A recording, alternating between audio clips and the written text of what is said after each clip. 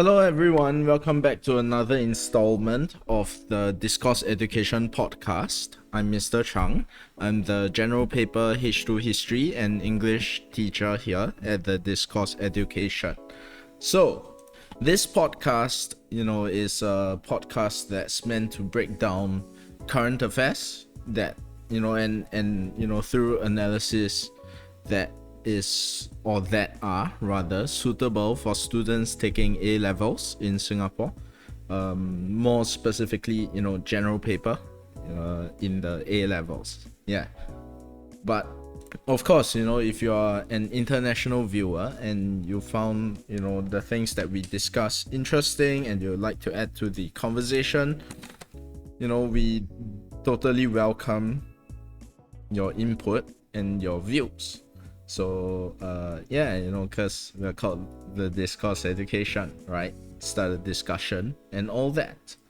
So we're gonna be talking about only a couple of things today, because first of all, we are filming this episode this week late because we have been quite busy with a whole bunch of other marketing things that we are doing recently, as well as some personal stuff that's going on. But hey, we're here, and so this week we are gonna talk about the yet another mass coral bleaching event, specifically not just in the Great Barrier Reef but in reefs all over the world, right? That's the first thing, and then we are gonna move on to something I guess a little bit more lighthearted, and that would be the Taylor Swift Eras Tour concert that she held in Singapore, right? Or if I'm not wrong, it's still ongoing as of filming this video. I am not too sure about that, but certainly in the previous weekend she did perform, and apparently it was quite a huge turnout. So we're gonna be talking about that. So so the first thing that we have here really is the issue on the mass coral bleaching. So it came out on The Guardian today as of filming this podcast. Right, we have yet another mass coral bleaching event, and it's the fifth one according to this headline, right? In the past 8 years. So since 2016, there have been quite a few coral bleaching events here. So what are coral bleaching events? In short, all your coral reefs, okay, so if we go and look up pictures of your coral reefs, right? You know the place where Nemo stays in Finding Nemo, your anemones and all that stuff, and then you see Crash right here, and a huge manta ray and all that. So all those things that you see in the Finding Nemo film, right? We found him.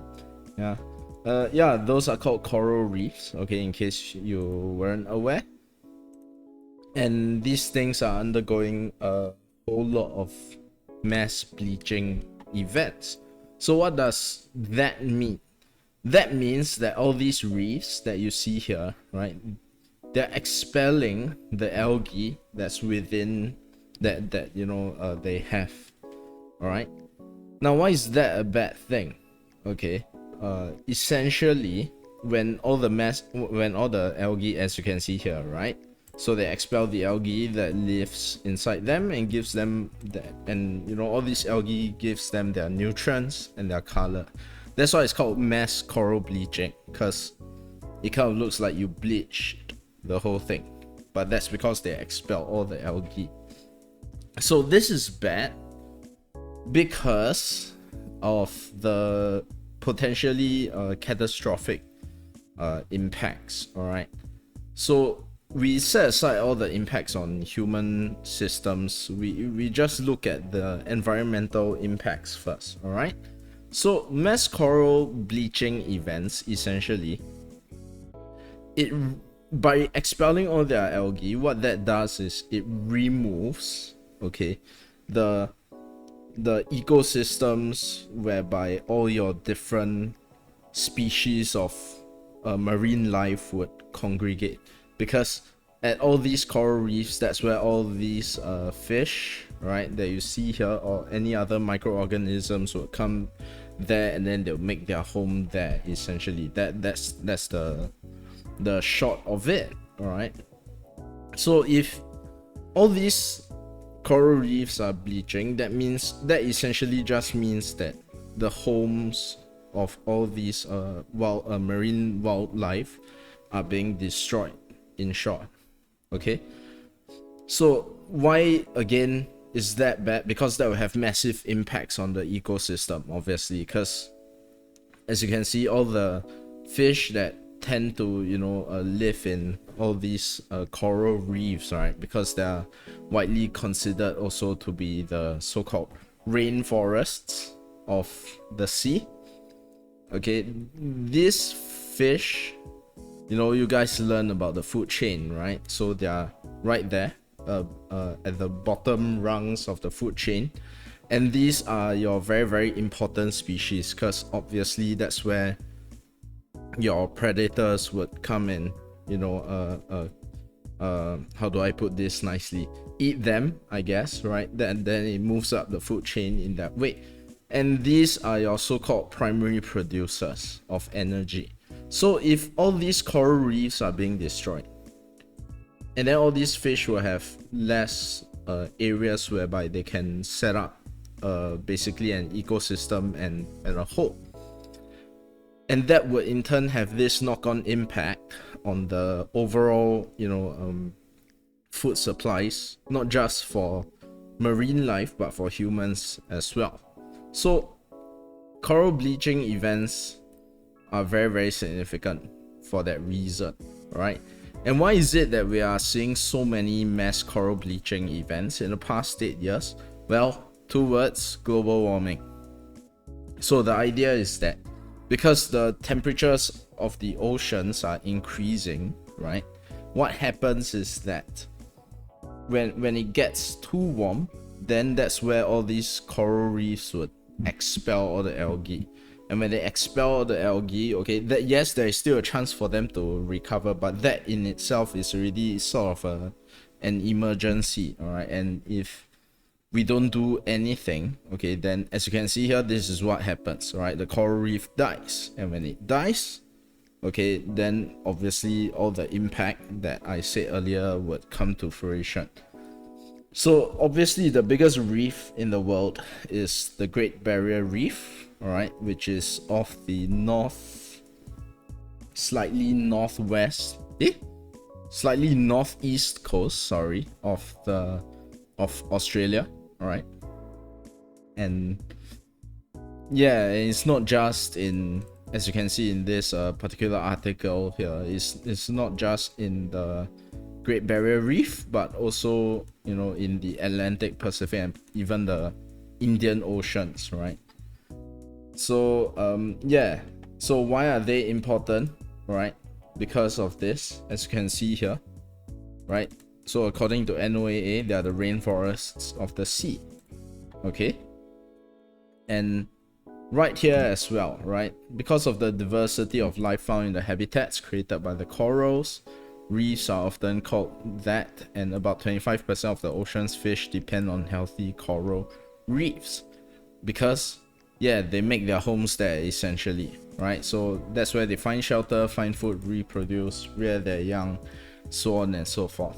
So if all these coral reefs disappear, while the ocean life or marine life as a whole would in turn find less places where they can call home, and that's how you see the extinction of certain species, right?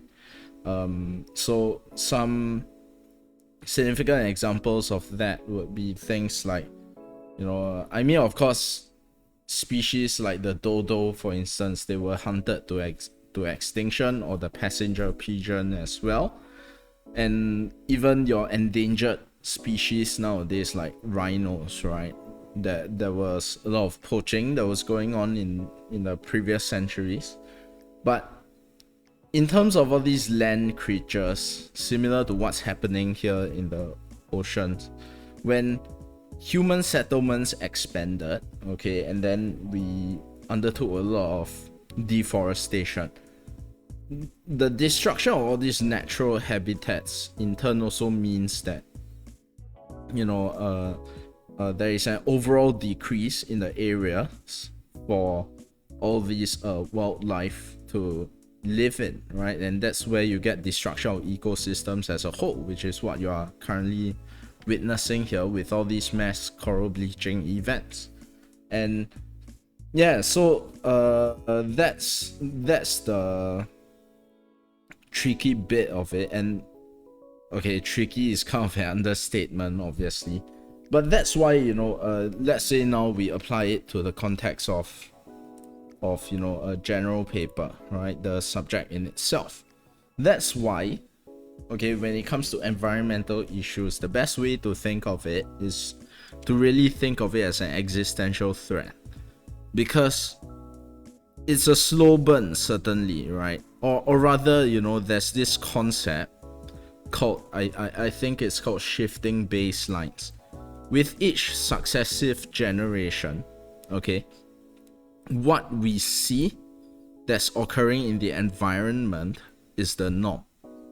All right, so the analogy being that if, let's say, you know, there is a fisherman, okay, who goes out there in the early 20th century, he goes out there, he fished this amount of fish, and then he brings it back home, he sells it, so on and so forth. His son takes over the fishing business, and as he fish as well, right, he notices a considerable drop in the, you know, the amount of fish that he's bringing in. The thing is that what that means is that the fish stock populations are decreasing, but it takes each generation then to really go and realize that all these changes are happening. And in the case of what we are experiencing now, it's unprecedented because all these changes are occurring so rapidly, right? And which also further point out the urgency of all these problems. And the thing is that all these problems, when they occur, they have very, very destructive, you know, impacts, because when ocean levels rise, that's where you get, you know, low-lying lands being engulfed, and that's where you get a huge refugee crisis. You have less areas for arable land, right, which also means a strain on food supply stocks and disruptions to the global supply chain in terms of, you know, all these food supplies, right? And of course, when there are also other impacts, like, let's say, glaciers melting, less sources of, or fewer sources rather, of fresh water, you know, and when all these glaciers retreat, right, especially those on the mountaintop, and they don't reform over the winter period, then your rivers stop flowing, and then more wildlife dies, and then the ecosystem dies, and then afterwards, whatever food that we require, whatever biomass that is required to sustain our consumption rates, will eventually all die off. So when that happens, obviously we are dead as well, because no food, right? No access to clean water. And then we become like Stilgar and the Fremen in Dune, you know. So that's why this particular event is so significant, right? And why climate scientists are doing all they can really to, I mean, it's way beyond just raising awareness and sounding the alarm bells. You know, substantive actions have to be taken, right? And that's why you see governments all over the world doing their best to hit their Paris Agreement targets. Whether or not they're actually doing it, that's another question altogether. Of course, there are plenty of issues surrounding that, right? Certainly in Singapore, you see quite a lot of changes being made, and we also covered some of these things in our budget videos, right? Sorry, I can't really speak today, Yeah, where the government is really trying to invest a lot more in clean energy or green transitions of certain sectors, right? Especially those that I can't remember the name of that fund, but it essentially provides grants for companies to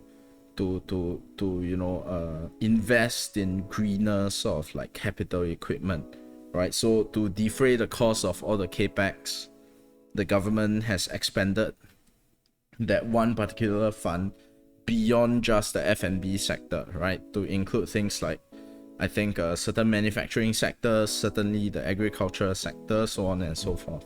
So yeah, how to use this as an example, really use it for environment questions, right?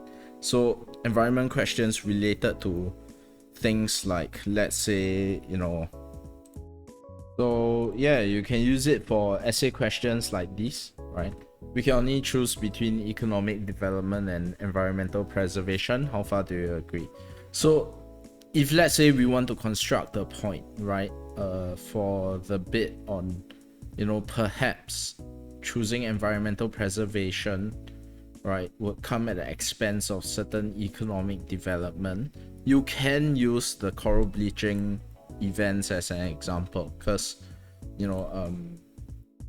the whole relationship here between these two in this particular context is that let's say industrialization, right, typically requires the use of a lot of energy, which in turn produces a lot of carbon, right, and releases a lot of carbon into the atmosphere, and that in turn would lead to cases or events like that, mass coral bleaching, right?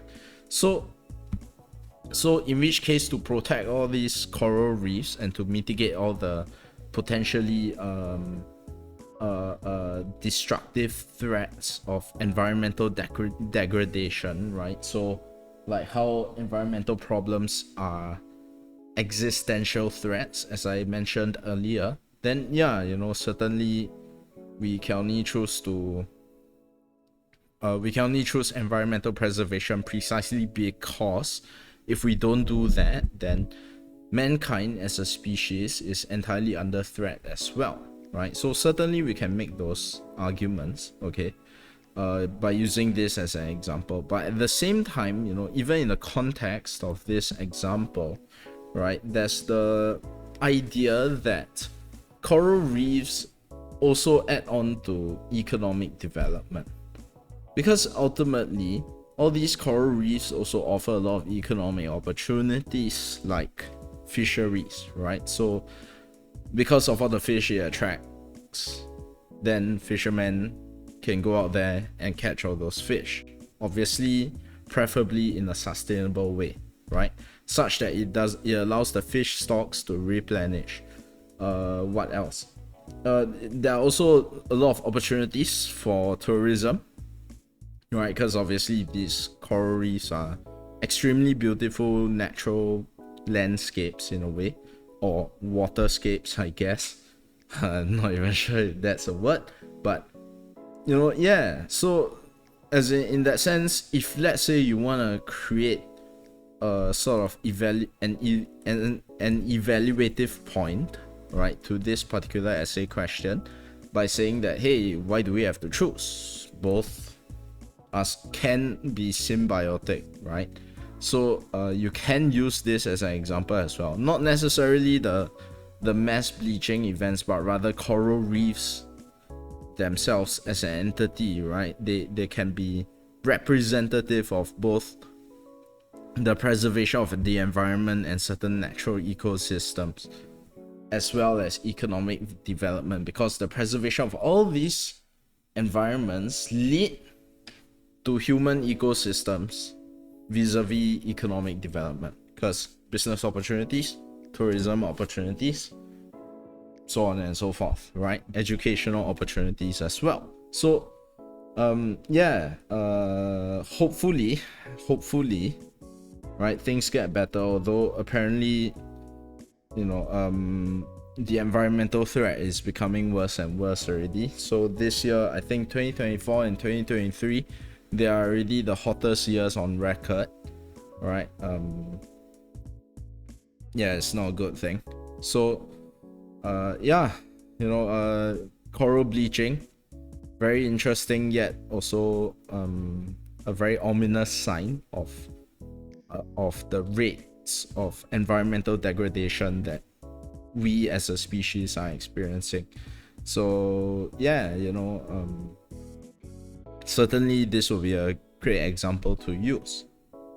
And yeah, that's it for this segment. So thanks for watching the Discourse Education podcast. All right, if you are interested in asking a question, right, certainly do submit a question here, all right, using this link. If you are interested in H2 history, general paper, O-levels English, all right, tuition, because ultimately the Discourse Education is a tuition service, do contact us using these details here, our socials, or you can directly contact us using our contact numbers right on the website. So yeah, thanks for watching, and I'll see you guys next time.